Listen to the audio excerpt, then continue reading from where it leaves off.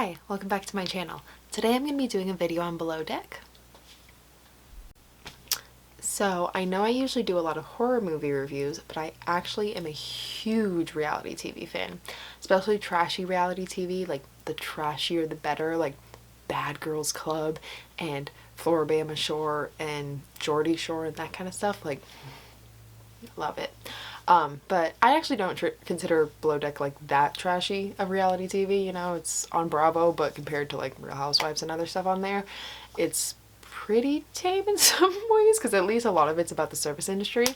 So that's actually why I love Below Deck so much, is because it has the perfect mix of like service industry drama and like the people are relatable because they're actually like working people who aren't just like influencers or really married to really rich people. And they're, yeah, the perfect balance of like service industry drama, which I'm in the service industry, I'm working a restaurant, so that's interesting for me. And then, you know, like hookups and drunken nights out drama, and then like crazy rich people being crazy drama, but like they're not the protagonist technically in like the reality show, if you know what I mean. So yeah, I just really like Below Deck, and it was recommended to me by a fellow service industry employee for years, and I just didn't check it out because I was like not that into Bravo shows at the time. And I finally checked it out within the last like year, I think, and have loved it. I've watched all of the seasons of original Below Deck from season 2 through, so I got like couple episodes into season 7, but I love Kate, so it's like so hard to watch season 7, so I haven't powered through that yet because just I know what's coming and just loved season 8 though.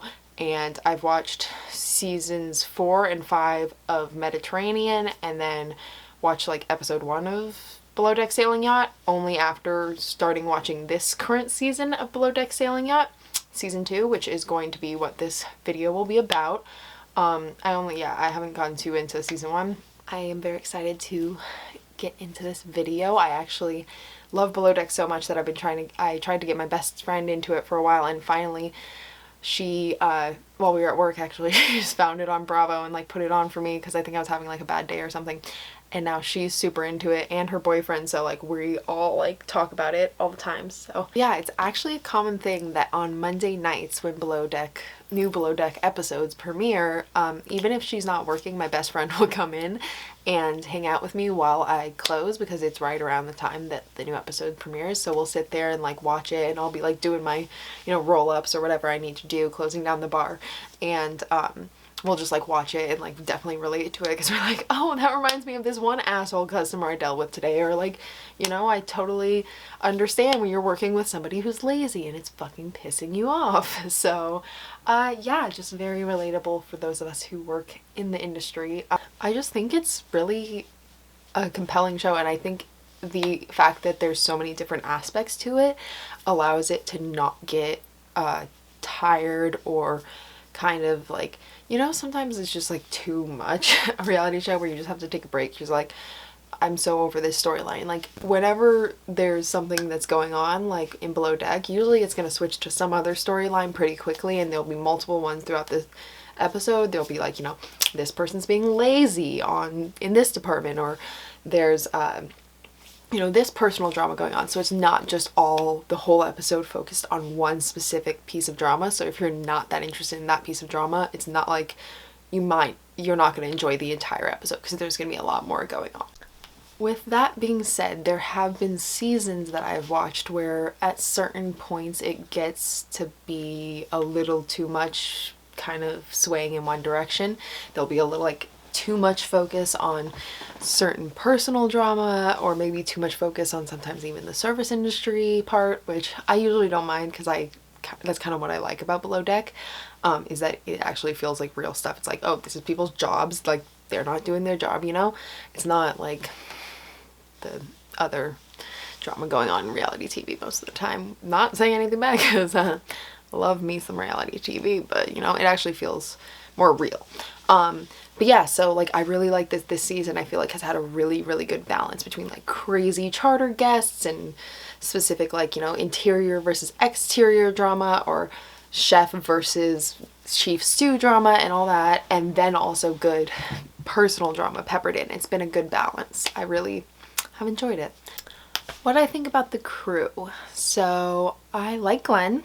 I enjoy how he's like easygoing and all that. It's just sometimes a little bit of a kind of change from being such a Captain Lee fan who, like, Captain Lee don't take shit from nobody, as we know.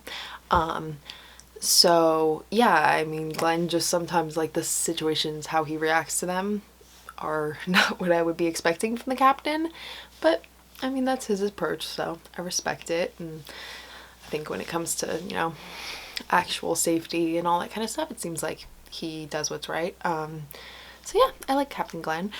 I really like also Daisy, Allie, and Colin are probably my favorite. I think Daisy is a really good chief stew. She does her job. She's friendly enough with the crew while also being tough when she needs to be. Yeah, I think Gary needs to chill the fuck out and shut the fuck up. Yeah, Allie I think is really, really cool. She seems really down to earth. I really respect her and the way she carries herself. Like, when she took it upon herself to apologize to Gary after the fight they got in, after the night that they, you know, jumped off the boat and all that kind of stuff, and she told Sydney to go to his room. Yeah, I just really appreciated that, and the fact that she tried to talk to Sydney multiple times, one-to-one, and understand what was going on with her feelings for Gary, and then try to understand with what was going on with this animosity Sydney had for her. And yeah, I just like, and also she said in her intro package that she loves spiders, and I was like, I know I'm gonna like this girl. This is my girl. So, you know, fucking weirdo, loving spiders and snakes and all that. So I already knew I liked her at that point. Colin. I love Colin so much. Colin is my boo. He's so cute and sexy, and he's smart too. We love an engineer. And also like how he carries himself, how he, even though he really didn't do like anything wrong, it's more Gary in the whole situation, the fact that he took it upon himself to talk to Daisy and apologize if what he said during that one tip meeting came off wrong in any way. And just, he's just so mature and lovely, and I love him so much. That was hilarious when he accidentally got locked in the fucking bunker or whatever that was. I was like, no, don't leave Colin. He's the best out of all of us, all of you. Like, no offense to everybody else, but I mean, Colin. Yeah, I just love him. And I felt so bad for him when his pup died. I actually started tearing up, and I'm not usually a crier, but I don't know, I just love him. So my feelings on Dani and Natasha are kind of the same, where most of the time I really, really like them. Did not like their behavior at the crew dinner out recently in the second to last episode. Yeah, I will get more into that later though. But Natasha, I think she is a really good chef when she's not getting in her head too much, and she seems to have pulled out some pretty amazing things.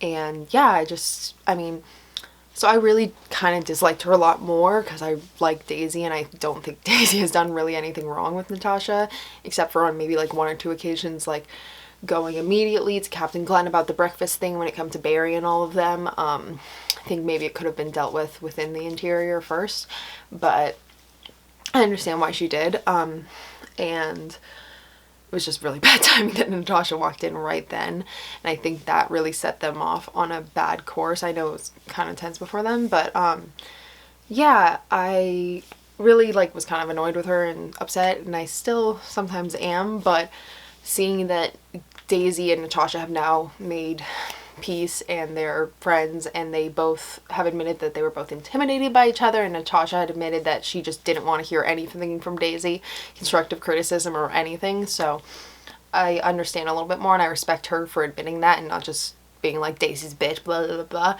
So yeah, but otherwise, it's like, if there was none of the Daisy stuff involved, I would love Natasha. I think she's a badass. I really like her sense of humor. She's really funny. Yeah, she just has a great personality. So, and same thing with Dani. I really, really like Dani. I just didn't like her behavior at the dinner party, or at the dinner out. Not a big fan of JL and Gary. Gary's a fucking idiot. He shouldn't have hooked up with Sydney the first night. He's just, yeah. And JL is lazy and just not my thing. And just, yeah.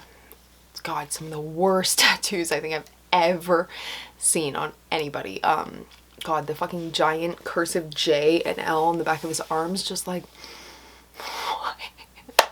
Oh God, why? And last but least, Sydney. I mean, I'm not trying to hate on her. I know she's getting a lot of hate, and I don't think she's a horrible person or anything like that. I don't think anyone deserves to be bullied or whatever, but like, she just has, I don't know if it's the editing or what, but she looks so bad on this season. And both me and my best friend who watches this show with me, when her intro package came on, we thought we were gonna love her. We thought she was gonna be so awesome, like female on the deck crew. She seems like she kind of knows what she's doing. She's chill, like all this kind of stuff. And then immediately hooks up with Gary, which is totally fine, no shade whatsoever. But then like starts getting obsessed with him and is just being very clingy and over the top and jealous, and that was just like kind of pathetic to watch and sad to watch. And I felt like kind of bad for her. I was like, dude, what are you doing? Like, you should know better than like assuming that this guy's just gung-ho, like when he's not giving you any signals, at least from what we can see. Or he is sometimes. He still flirts with her, so it's just like totally his fault too. But then yeah, she's like talking about how him coming back home with her and working for her family, and it's just very cringy. And then comes the night of the crew dinner. And her telling Daisy how she knows she's the better catch than Allie, how she's more attractive and she's in better shape and all of these things. And it's just so gross to like be talking about another woman in that way, especially somebody who you say is your friend. That's just fucked up and not okay. And I just don't like that. So yeah, like any sympathy I had for her was just kind of like, okay, cool. And then after that, like trying to be like, make workouts into like a competition and just going after Allie in all these ways, and it just was so unnecessary and just clearly jealousy, and it just is a really bad look. Yeah. I'm honestly surprised that Sydney has not told the entire crew that her and Gary like didn't just kiss, that they actually had sex, because it just seems like what she would do. But honestly, respects to her for that. I mean, it's obviously like no shame and stuff, like she can do whatever she wants and stuff. I'm just surprised that she hasn't told all of them, because it would make her look better to the rest of the crew if she was like, oh yeah, no, like we had sex, even though probably everybody knows, but still. With Natasha and the whole egg situation, I understand that outside the US, over easy is not really a way people order eggs, but pretty much all of the guests on Below Deck are American. So if you know that you are going to be cooking for pretty much only Americans, and breakfast is one of those meals, you should definitely know the ways that Americans typically order their eggs. Dani can do so much better than JL. Like, I'm sorry. Just like, what?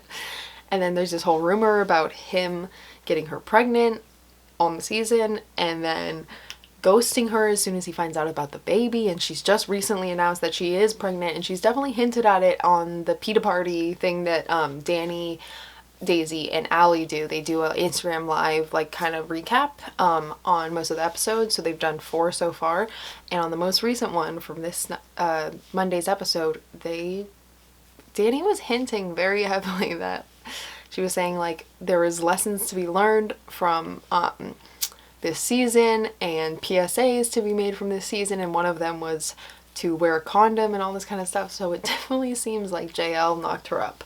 I don't know if the ghosting part is true, but that's what it seemed like. Also in the this season on Below Deck, like the mid-season trailer for the rest of the season that just came at the end of the last episode, Dani was really drunk talking to JL saying, I just want to have sex, I don't care if I get pregnant. And she's talked about wanting to have a baby because of her age also in her confessionals, so we will see what happens with that. Other than that, I think JL is just kind of lazy, and it bugs me working with lazy people, so I would be really annoyed to have to work with him. Just like Colin was saying on the poker night, how it's just like so annoying when you've been in the industry for so long and you like know, like they were saying on the PETA party actually recently, like you can't teach that sense of urgency of like everything is an emergency, just get it fucking done. And I totally relate to that, where he just thinks he's doing great but he's not. Yeah, and like I have some sympathy because I mean I get it, like when you first start in the service industry there's a lot of stuff you just don't know and you just aren't used to that fast paced, but you gotta learn and you gotta keep going. And it's when people get really defensive that it bugs me, like Elizabeth from season 8 of normal Below Deck really fucking pissed me off because I'm just like, dude, you suck. Like, don't get mad at people for being annoyed with you, your superiors for being annoyed with you when you're not fucking doing your job and making more work for all of them. Like, just some bullshit. Yeah, overall I am really enjoying this season so far. I am really excited to see what is to come. We have JL saying I got chlamydia again. But that'll be interesting. And yeah, it just looks like a lot of drama between Sydney and Allie and Gary, and just a lot of stuff to come. Oh, and the boat crash, I'm really excited to see what happens with that, whose fault it was. Yeah, been waiting for that all season. I really want them to bring back Galley Talk because I want to know Kate's opinions on all of this. I love Kate. So yeah, I have really enjoyed watching this season, and please let me know what you have thought of this season below, and if you disagree with my opinions, if you agree, just yeah, let me know what you're thinking. Okay, thanks. Well, have a good one, and I'll talk to you soon. Bye. That and